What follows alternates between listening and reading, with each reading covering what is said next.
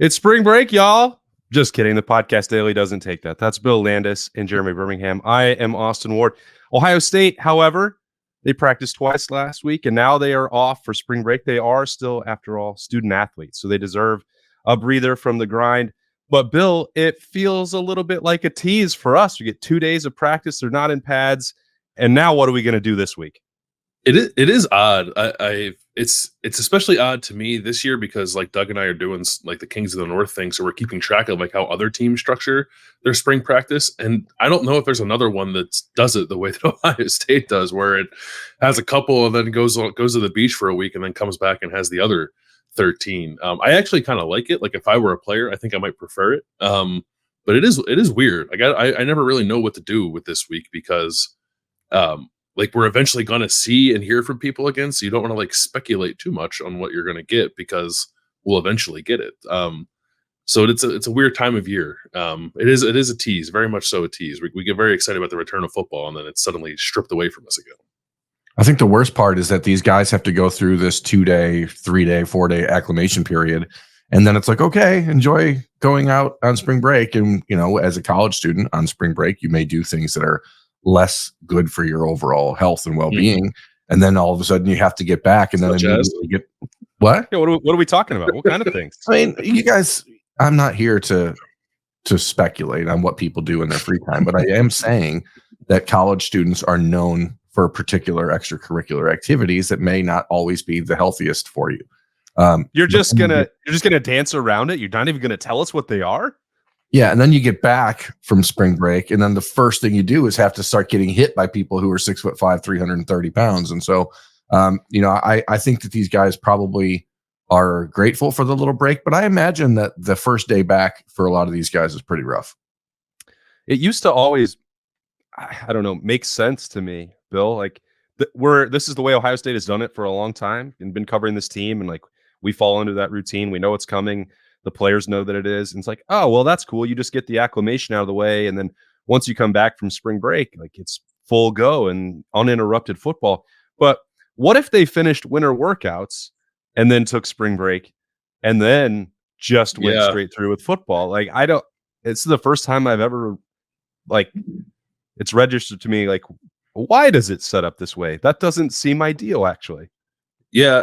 I don't know the best way to do it. It's especially because aren't most years, don't we usually have the NCAA tournament this week to like distract us from the fact that there's no football? And we don't even have that. We get the Big Ten tournament, I guess, but we don't have the NCAA tournament starting until next week. I don't know. It would make sense, right, to maybe like start your winter workout program in like the end of January, I feel like, and then run it up until maybe like the week after spring break, because that's the other part of it. Like I wouldn't want to go through winter conditioning and then go do the stuff that Berm's talking about, but then have to come back and play football either. So maybe there is this no happy medium here. I don't know. Maybe no, we can't cancel spring break. No, definitely not.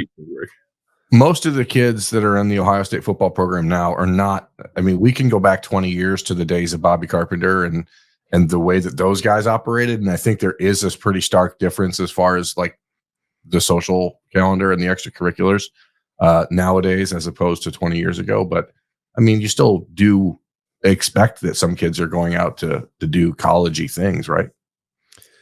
Well, 9 of them just went on the Buckeye cruise like 3 weeks ago. So I don't see, that's the right way to do it. You do that before the acclimation period.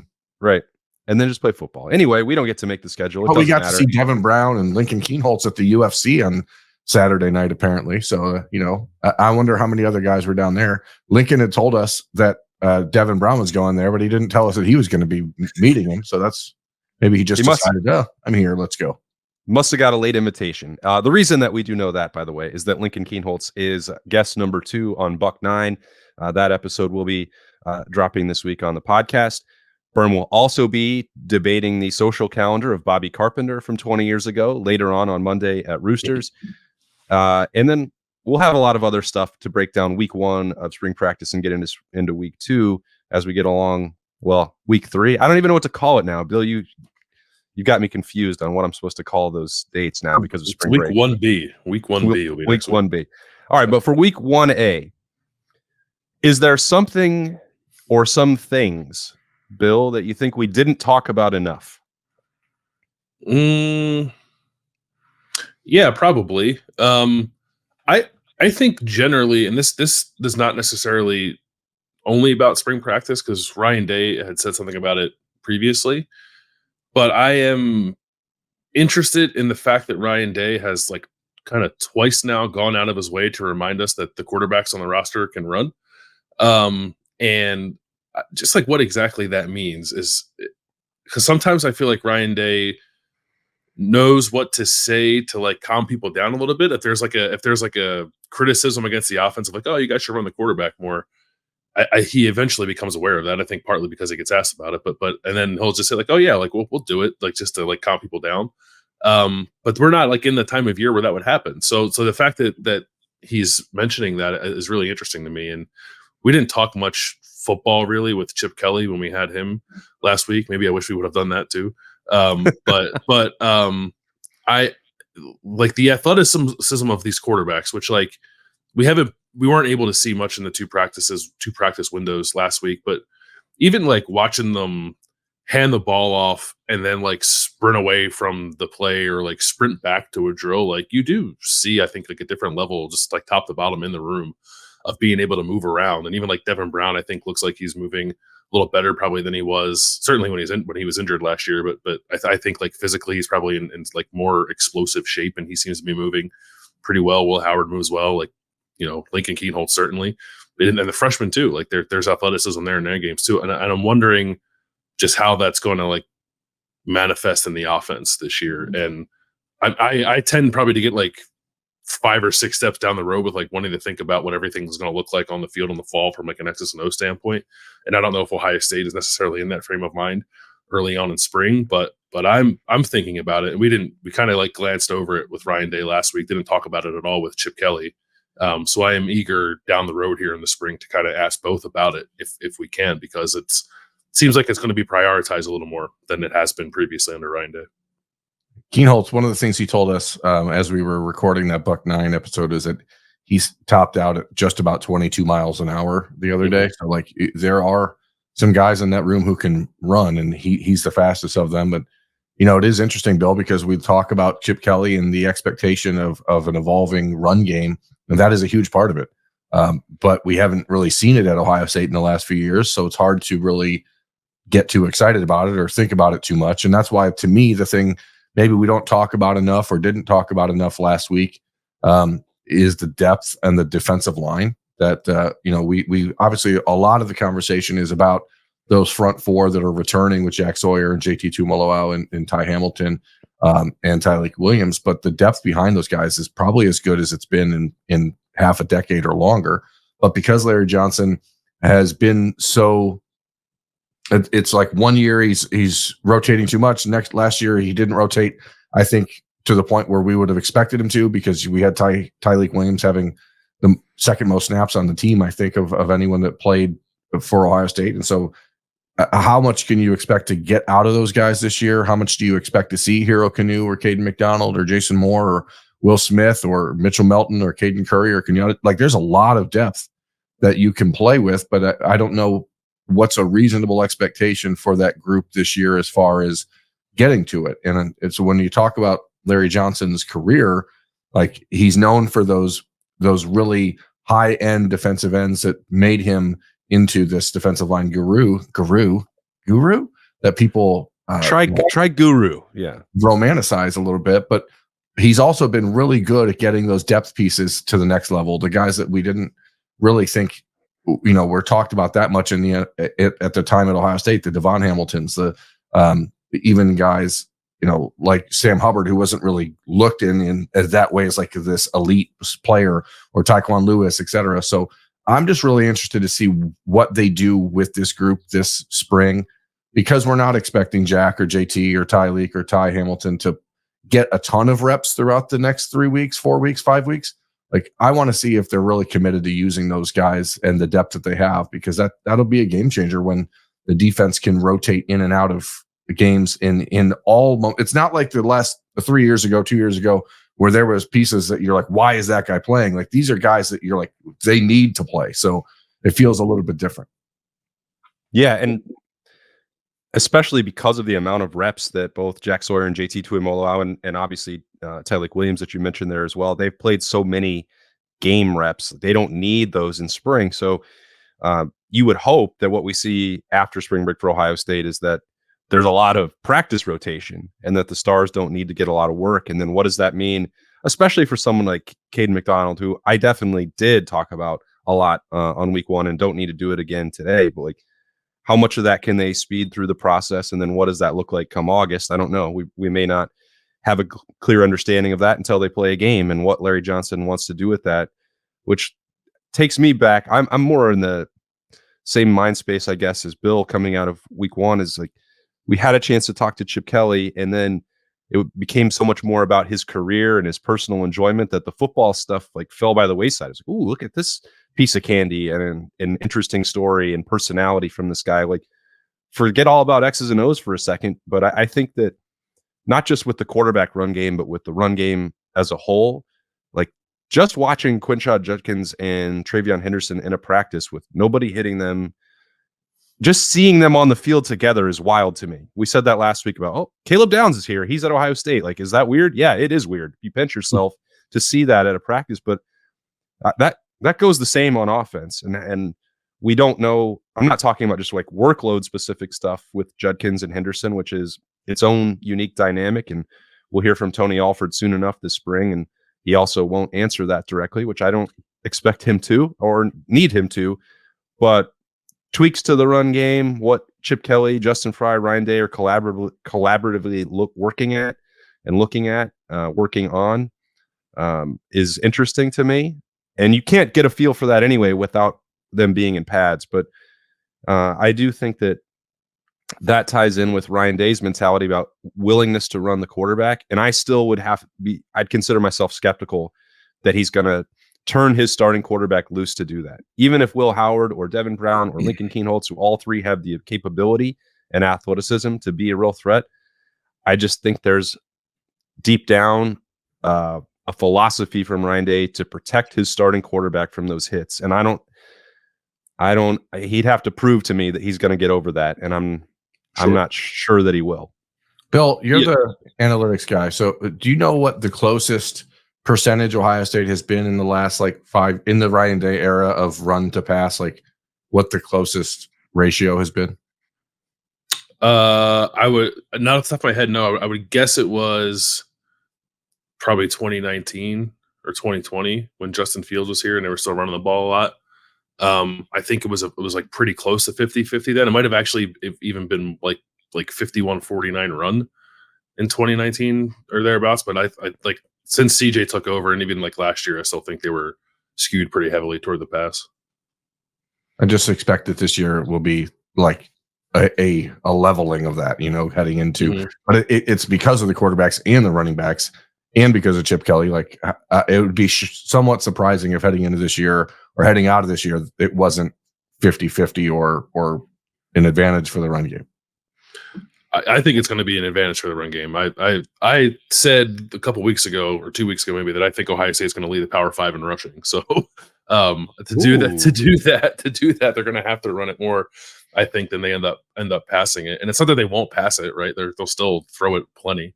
But I like pretty strongly believe that running the ball and running it maybe a little more than we're accustomed to seeing from a Ryan Day offense is going to be like the calling card of this offense, at least this year with what they have on hand with Chip Kelly here. With even if it's not a lot of quarterback run, I think like a slight uptick in quarterback run, which is to say like do it once a game would be a slight uptick. Like I do think that that's what we're going to see in the fall. I would be pretty surprised if it's not. But what's not what we're going to see in the spring, though, because like they're not going to run the ball a lot in the spring because all the quarterbacks need work in the passing game. So it's kind of this weird dynamic. Like we can talk about what we think might happen in the fall, but we're not going to see it for the next 5 weeks. And is our brains going to be warped by this and be like, oh, they're going to pass it all the time now? Like maybe they also don't tackle a lot in the spring too. And like even if they run the ball when you're not tackling, it's like what does it really mean? So. It does feel like, to Berm's point, a little bit a catch-22 because I have this notion, and I know it's like crazy early to be saying something like this, but you look at the roster and those 2 practices and the Chip Kelly part that you mentioned, Bill, like this team feels like it's much better suited to be a rushing team than it is a passing team. And that's I understand a weird thing to say about a team that has Emeka Egbuka and Carnell Tate and Brandon Ennis and Jeremiah Smith, but like you look at what the offensive line does better. Like I don't think there's a problem with Josh Fryer being the right tackle for a really good run blocking team. And some of the numbers out there for him last year, like we talked about him and maybe the move in the right guard, like all the PFF grades you can take with whatever grain of salt you want. But like the problem for Josh Fryer last year, and I think why he's got this reputation as struggling, is like every time he gave up a pressure, it went directly to be a sack. Like it was just a disaster. But overall, the amount of pressures he gave up was very small. So like I think that skews it a little bit. And he held up, I think, fine or above average as a run blocker. And I think whoever they plug in at guard is going to be able to do that. I think the left side of the line is more than capable of doing that. We'll see what transpires at center, but putting that together with Judkins and Henderson at running back, and then Dallin Hayden behind that, and the ability of all 3 quarterbacks to run it, like I think that they're probably better athletes than they are pure passers. And I'm not meaning that as a slight, as it's a compliment to their athletic ability more than I'm questioning their ability to be really good passers for Ohio State. But like the shape of this offense looks like it could skew towards the run, and like that's a good thing. There's nothing wrong with that. There's nothing wrong with that. I think it almost feels like a little more reliable, I think, over the course of a long season, if that is your strength. Partly because it's like less dependent on the weather being good when you're a Big Ten team. But I think it could be really good for Ohio State if that's the case. And also too, like it's not like you mentioned the receivers, like they can be involved in it, right? Like Emeka Egbuka can run the ball, Brandon Ennis can run the ball. Like you can give Carnell Tate a sweep, you can give Jeremiah Smith a sweep. You can call him Jeremiah Sweep if you want to. I think I'd like to see that actually.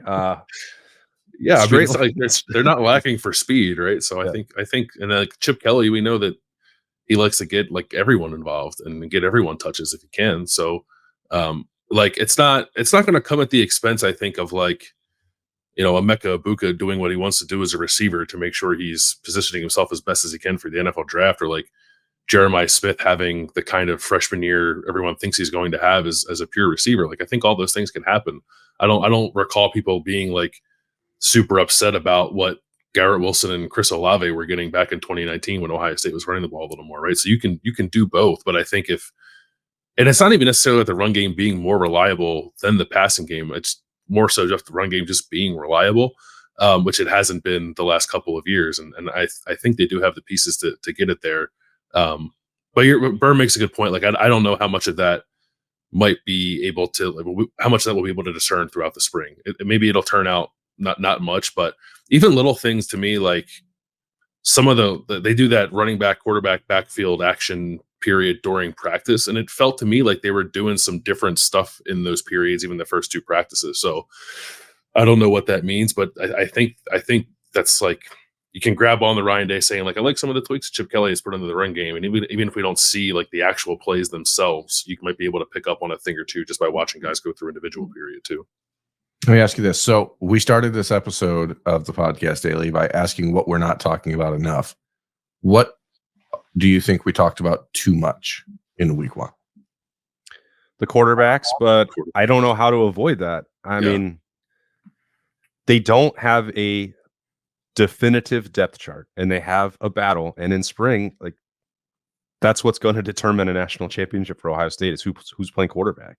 So I say that too much because it was 8 combined open periods of practice where they're not in pads and like throwing at nets for part of it. And we're trying to parse that and what it means for Ohio State moving forward. And that's unfair to them. And it's not going to be a significant, even those 2 days won't mean hardly anything compared to the Student Appreciation Day scrimmage. Like that's going to be live and we'll have a better feel. They'll be midway through camp. They'll have offense in, they'll be running plays and doing it against the defense. Like sometimes I recognize that what we're doing is a disservice to those quarterbacks in the midst of the battle and forming evaluations over things that are just beginning to take take shape, and they like haven't even, and to some extent, like Will Howard's first practice at Ohio State, he's going to be nervous and he's not going to make plays, and he's also not doing things in a live setting. Like if he is inaccurate on 2 of 3 throws, like that doesn't mean it's the end for him. So probably too much, but I don't think that I'll ever be able to correct that problem. Yeah, it's hard. It's hard not to watch them and have opinions, even if they're not fully formed ones, which is like, it's a tough spot to be in when you're only watching 30 minutes of practice, 10 of which they're actually throwing the balls. So it is difficult, but it's what everyone wants to know about too, right? So you got to try to find that balance there between reporting what you see, but also making it clear that, like, you know, there's a whole lot of other stuff that happens that we don't get to see. Yeah. Maybe after spring break, we'll see a little bit more. Jerry took it to heart. He listened to Bill. He's like, oh, well, we'll kick you guys out of practice. Bill said too much last year. Now we're in trouble. As soon as it came out of your mouth, we should have just deleted it out of the episode. Berm, Ohio State added to the class of 2024 just before the weekend. What happened there? Yeah, they picked up a punter, Nick McClarty.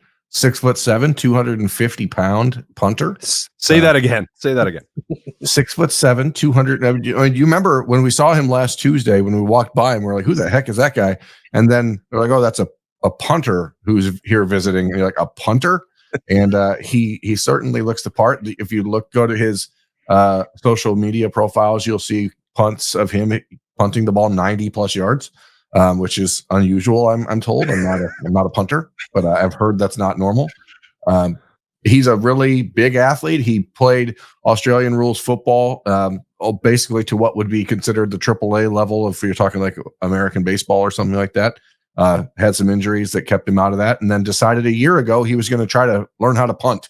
And now he's going to be Ohio State's punter heading into this season. He'll be back from Australia in May, and it's one of those situations where Ohio State, because they I think sometimes like we on the inside of this are like, oh, they're too patient. Jesse Mirko decided to leave in the first week of January, and Ohio State at that point reaches out to Hall of Fame punter Darren Bennett and say, "Hey, do you know anyone who might want to punt for us?" And then this guy's like, "Yeah, mate, let me just find a way to get him here from Australia to see you blokes." And then the bloke shows up, and they're like, "Oh, this guy's got offers from Utah and Louisiana. He's got like full Division I offers." And here you are. It's March 10th, March 11th, and you're like, "Well, now we have a punter." It's interesting how this offseason has worked out because the Buckeyes seem to have found guys at every position. Now, with all the stuff we're talking about the offense, I don't know how much the punter is going to matter this year, but you certainly want to have a guy that can flip the field. And McClarty, from what we've seen of his highlights, like he can do that for sure. It's better to have to replace a punter in March than say like a running backs coach. You know what I mean? Oh, who has to do that? I wonder. I've heard Michigan has to do that. Oh, okay. How fascinating. I know we don't talk about Michigan on the show that often, but like, is this the wildest offseason for a national champion of all time? Because it feels to me like everything that could feel funky is felt funky. If you're willing to go all in and cut any corners and pay any price to win a national championship, you have to pay the bill for that. And that's what Michigan is doing right now. And it is ugly. Bill, Berm also said the term American baseball. Is there another kind that I'm not familiar with? Not that I'm aware of. Baseball. Okay. It's America's pastime, Berm. It was invented here. In this country, we call it baseball. Everywhere else, they can call it American baseball. I think they still call it baseball because nobody else has ever tried to claim ownership of it or change the rules. I heard the other day we have a large following in Japan, so I just wanted to. We have at least one listener in Japan. I wanted to pay a little deference to that gentleman in Japan who ran into you at breakfast or wherever you were and said he listens to us all the time in Japan. So, just wanted to, domo arigato. Konnichiwa to all of our listeners in Japan who like American baseball. Full week coming still. No practices this week, but we'll still be talking about Ohio State football like we always do. Thanks for kicking off your week with us on the podcast daily. For Bill Landis and Jeremy Birmingham, I'm Austin Ward. We'll talk to you later.